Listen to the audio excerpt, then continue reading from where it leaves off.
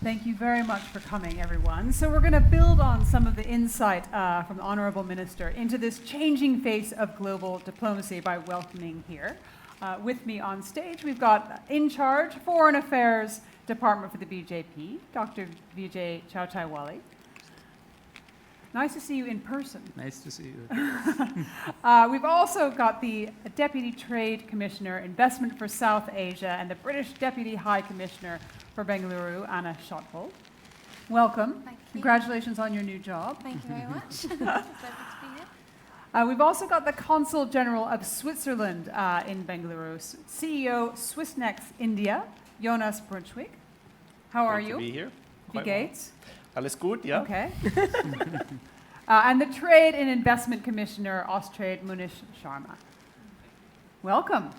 So, Dr. Chauthaiwale, you've joined us in London, in Dubai. You are regularly traveling the world as an Indian diplomat. So I'd love to know how perceptions of India are changing on the global diplomatic stage. I think in the last 7 years, since Prime Minister Modi has taken over in 2014, first impression you get is that the value of Indian passport has gone up, not only in terms of the engagement, but also in the perception of the foreigners in all over the all parts of the world. And that, I guess, is the biggest achievement. We have done a lot of different things diplomatically, from rescuing operations which were very difficult and other countries also could not manage, like that of in Yemen, and now we are doing it in Ukraine. We have done a great humanitarian assistance development partnership program, and recently, in fact, Honorable Minister of State has inaugurated one exhibition of development partnership, and I little bit dug that data, and I found out that the development assistance which Modi government has given in last 7 years is almost equivalent to what we have given since our independence. And it's close to $50 billion on one side and $51 billion on the other side. So this is a massive engagement with the entire world. Our vaccine diplomacy, our yoga day. So in addition to hardcore diplomacy and the strategic initiatives what government has taken, all these efforts to bring a lot of partners with India for joint development or collaborative development has made India a country and a nation where we can trust and we can rely on in the difficult situation. Interesting. Anna, I mentioned welcome because you're quite new to Bengaluru. I am. This is my 3rd week. Fantastic. How's it going? It's lovely. Everyone's been very welcoming. So you started your new post and came here from the UK's International Department of Trade. So how do you think trade is changing as a diplomatic tool? Yeah, I think the role that I have been given really shows that, and the work that our Department for Trade, which is in its 5th year now, working really closely with the Foreign and Commonwealth Development Office and putting this role together shows how trade is so important to the relationship between the UK and India, and will be kind of one of the key priorities for me. We have been working with India on the free trade agreement. In fact, the 2nd round of negotiations are starting this morning in London time. And that will already, India is the second, the UK is the biggest second destination for investment, and we want to build on that with this new free trade agreement to build the value of the trade and investment between the two of us. But as I have my other hat on as the kind of Foreign Office side as well, I think the thing that for me, looking back over my career, that's really changed the face of diplomacy is kind of what people actually look like. I think when I joined, everyone was predominantly a man in senior in positions, and the Foreign Office has made a big push forward over the past few years in terms of getting some of our most senior ambassadors, so the US, the UN, Japan, France are all women, which is great. And so a big piece of the work that I'll be doing here in Bangalore, as well as my trade and investment, will be thinking about how we can work with India to make sure that women and girls have those opportunities, that empowerment to fight against violence against women and girls. And that's one of the things that we're working on as a whole network across India. In fact, a pledge for progress, where we're working with external organisations to bring that into their own internal work, to think about how they can kind of push down those barriers for all of the reasons you were saying earlier, about how we can make sure that we have a real diverse leadership of diplomacy. I love the idea of global feminism, which is the idea that everyone can stand up for the rights of women and girls from less advantaged parts of the world, wherever they are. Jonas, you're focused on different issues, science, technology, and biodiversity, which is a really interesting example of the changing face of diplomacy. So give us a flavor of what that looks like. What are you working on at the moment? Yes, so I run a very atypical type of consulate. I like to say we're a diplomatic anomaly, which is called Swissnex. We've been in Bengaluru since 2010, and it was established in the world in 2000 in Boston, and we only have 6 Swissnexes around the world, so we very carefully choose where to locate ourselves, and we go in the knowledge hubs, where science and technologies are driving forces of transformation. And so my mission here is not so much married to the trade and investment, but it's a little bit more upstream, the research and development space, which of course, as it moves downstream, has its commercial applications. So my mission is to think, how can Switzerland and India collaborate in education, research, and innovation to advance some of the pressing challenges that we face collectively? And I have arrived 6 months ago, and I'm now in the stages with my team to finalize the strategy of the 4 years where I'll get to lead our work. And biodiversity in the sustainability space is one area where we plan to be active over the next few years. India is home to about 10% of the world's biodiversity. I think this fact is way underappreciated outside of India, in the West in particular. We are in the middle of the 6th great extinction. Switzerland is home to a lot of renowned scientists and technologists in the biodiversity and remote sensing space. And so by bringing these communities together, trying to think how can we better manage habitats and ecosystem and integrate indigenous knowledge with frontier knowledge to slow down, in this case, something that is negative.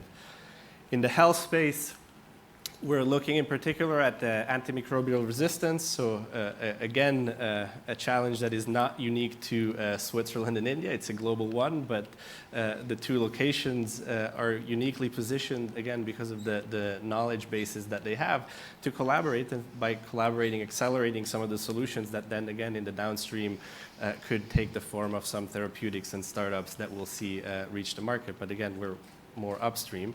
And then lastly, we could not leave out digital transformation, an area where India is a world leader, and we come to India in the digital transformation space to learn from India, from the India Stack experience, Aadhaar, UPI, the digital space in Switzerland in terms of services and what is available to the citizen is quite lagging behind there.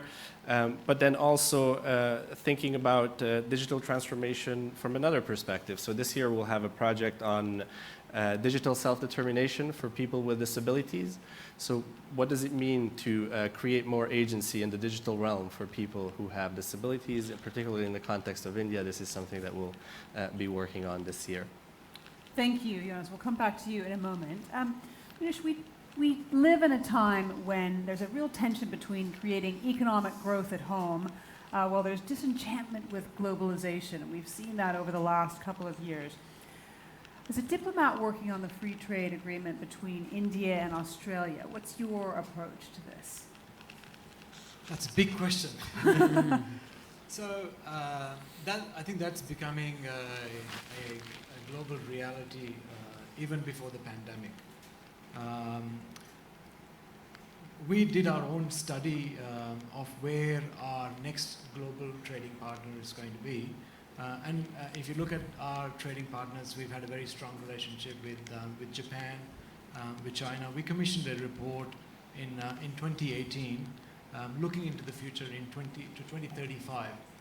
And that report very clearly identified that India, there was no other market in the world that offered the growth potential that India offers to a country like Australia. So we created an India economic strategy, which India responded by creating an Australia economic strategy.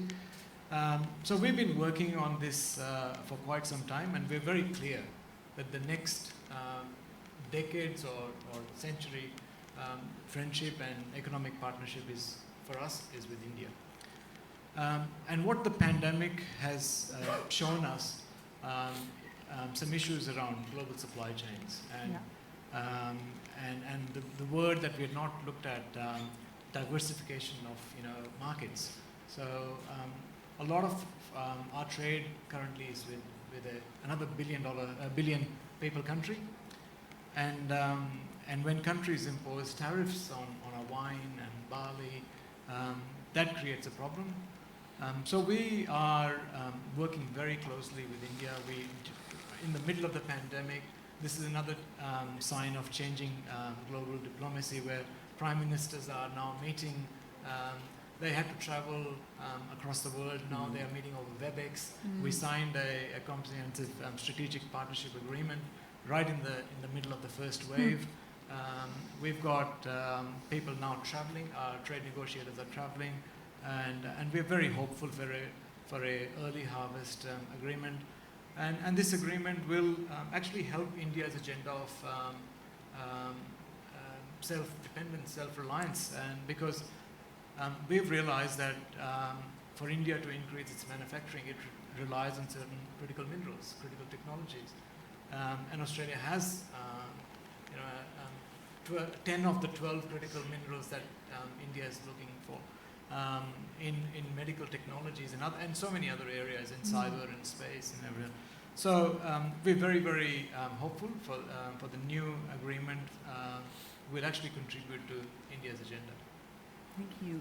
Honourable Minister, do you want to respond to anything that you've heard, particularly in this aspect of trade for India? So I would say these are changing times, from global trade agreement to regional trade agreements to bilateral trade agreements is the way forward as we see the change. And especially when I look at Australia, I feel we are supplementing and complementing each other, and diversification of not just the markets, but diversification of supply chain mechanisms and management is something which we all need to work at, because the kind of disruptions which are possible in recent past, we've seen it. And thus, in this diversification of supply chains, if 10 minerals we are able to procure from country A, and we are able to procure technology transfers from country B or the same country, we have the capacity and the manpower to put in that technology to good use and supply to them or to rest of the world together. So together it makes a business sense as well, along with the political and human sense, to diversify as much as possible, because the more unification happens, difficult it gets, especially when disruptions happen. So as much diversification as possible, and again, and usually no matter how the world sees it, but from a very close quarters, I say that democracies will always have prices to pay. And when democracies have to pay the price, then democracies also must work together to support each other, so that we all can benefit our people from each other's technology, science and development. So Anna, let's come back to you. Britain has obviously some history with India, changed over the years, but how is the engagement as a diplomat changing with the times? What are your priorities this year? Yeah, I think the priorities, and it shows the change, is that it's not just about government to government and our ministers and our civil servants talking to each other. Last year, obviously because of the pandemic, we had a virtual summit between our two prime ministers, and we agreed the 2030 roadmap, and that covers the whole host of the relationship. So picking up on a few of the themes that we've heard, obviously health was a huge area, and the relationship between India and UK, particularly on vaccines, around the Serum Institute in Oxford University and AstraZeneca, and how we can further support that. There's pieces around net zero, obviously, after we hosted COP26 in Glasgow at the end of last year. British Investment International has combined $1 billion worth of investment to support India and the UK in meeting its net zero commitments. And then the people-to-people link is really important between the UK and India. We have over 1.6 million diaspora from India based around the UK, and so how we bring our two communities of people together through things like sport, which we've just been celebrating in the past couple of weeks, and the network. So yeah, it encompasses the whole of our relationship rather than just those kind of traditional government-to-government pieces, I think. Vijay, you travel the world on the BJP's behalf. What are the main trends that you see have changed for you, and what makes an effective modern diplomat now? No. First of all, I am not a diplomat, so but telling you in general, diplomacy has not remained confined to the diplomats alone, because diplomacy has become a multifaceted business, including engaging with the political parties, the media, even in the social media, the people, culture, etc. And I see the new age of diplomats are really doing it very well. I remember very recently on the Ukraine conflict, there was actually a Twitter fight between one of the diplomats of foreign country in India with one of the members of parliament, Indian member of parliament, which we would have never heard of a few years back. But she was saying something and he was countering, and it went on quite fiercely on Twitter. So this is the kind of new age diplomacy, and some people have adopted it very well. Our own Minister of External Affairs, our Prime Minister, is doing it very well nowadays. The summits have been announced not by the issuing a press statement, but on Twitter. First time. Social media is, you have to be good at social media. So now to good be a is good an diplomat. understatement. You have to be on the top of Okay. social media. President Obama and Mr. Modi had announced their summit on Twitter at the same time of the day, even though the time difference was 10.5 hours. So They pressed go at the same time. So this is the new age diplomacy, I think, and everything affects everything else. You cannot compartmentalize it. That makes the job more interesting as well as more challenging. Interesting. How has digitalization affected your role, Jonas? That's a great question. In a great many ways. I mean, the pandemic has been the biggest disruption in the digital space since it exists, I would argue. I mean, I look particularly at higher education, and I think what happened in the last 2 years in higher ed as a result of the pandemic was the biggest shift in the last 7-8 decades. And of course, I mean, I'm in diplomacy and not in higher ed, but the repercussions are there too. Diplomats have to become conversational in a lot of the digital infrastructure that underpins the digital age. What do we mean by digital ledger technology? How does it work? What are the potentials of artificial intelligence? The shift that we've seen in Switzerland, we now have an ambassador for science diplomacy. We have an ambassador for digital transformation, both based within Switzerland. One to look externally in Geneva at the science diplomacy level, one to look internally within the minister at the digital transformation level. We've seen countries like Denmark institute tech ambassadors and place them in the Silicon Valley, and their job is to liaise with the Googles, the Facebooks, and the Apples of the world as if they were countries, because that's the importance that these tech companies now have in the world. So significant changes, and you either learn or you stay behind. Yeah. So, Munish, does this pose a challenge or opportunity for you, or both? If you're trying to work on a trade agreement, you probably don't want everything being splashed on a daily basis over social media, right? I don't think that's a good idea. Yeah, look, so I'm not sure what the question is. I think I totally agree with you. Well, tell me how digitalization has changed your job, how social media has changed your job, So, for example. I think it's a digitalization, talking about a trade agreement, or the two countries work on a number of forums, whether that's a cooperation on water or on critical minerals. It requires officials to communicate, and it requires ministers to communicate. Now, that used to take months and years to make. Now it takes months, sometimes weeks. And I've seen a huge shift in how these things come together rather quickly. And I've seen huge improvement on the Indian side and on the Australian side. We had not, I'm sure, we are in Bangalore. I think everyone knew Zoom before March 2020. But not a lot of people in my organization had heard about Zoom or WebEx. It's just the way we do things now. And quite frankly, our travel budgets have come down significantly. In fact, when we are projecting for the future, the finance department is just not giving us any money to travel. So I think everyone just presumed that it's all on WebEx and Zoom. Interesting. Honorable Minister, tell me, what do you think the future of diplomacy is to you? Future of diplomacy will continue as long as mankind continues, and challenges to it will also continue as long as national boundaries are there.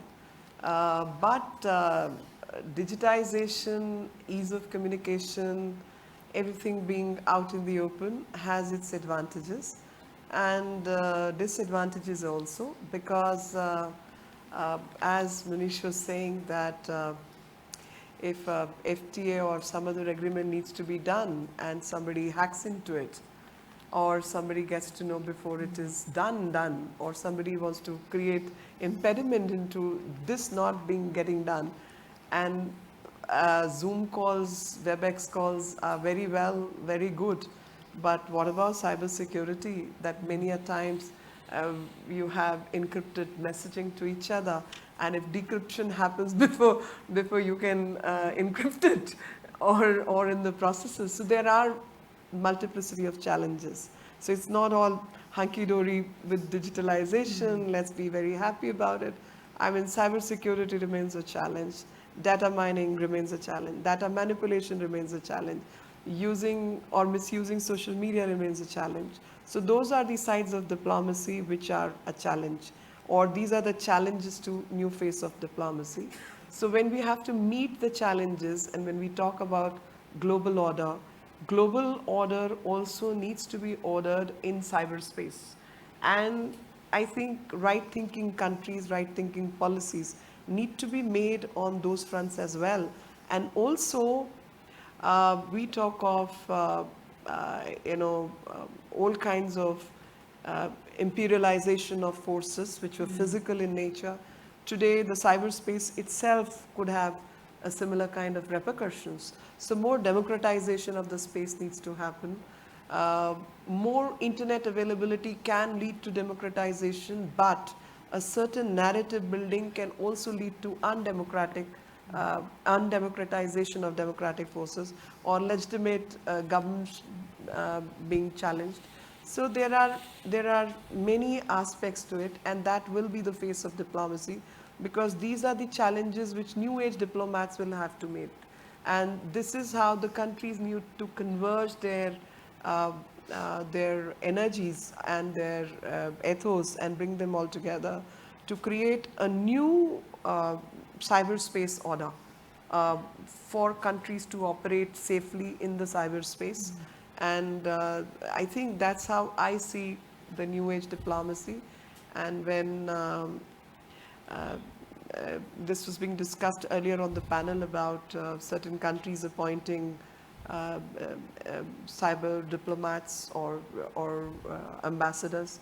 I also met some of them, including one who was representing France and several other countries. So we've had a kind of interaction. Then EU had their own law, GDPR, and how GDPR needs to be taken forward, adopted, not adopted, the challenges it has continued to face.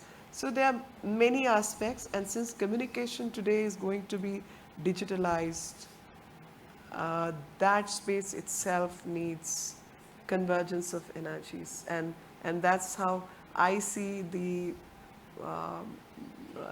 new diplomatic order, because on one side we've had museum summits on the net on a web call, and on the other side less people are visiting museums where millions are invested. So I guess Lots of challenges. all kinds of challenges, and that's where diplomacy will come to be tested in coming years or coming forward, or going forward. We have to meet those challenges. Thank you very much, Honourable Thank you. Minister. Thank you to Anna, to Munish, to Jonas, and to Vijay as Thank well. you. And thank you to the audience for being here with us. Stay with us. We'll be back in just a moment after a short break with Laura Beckwell looking at government and governance.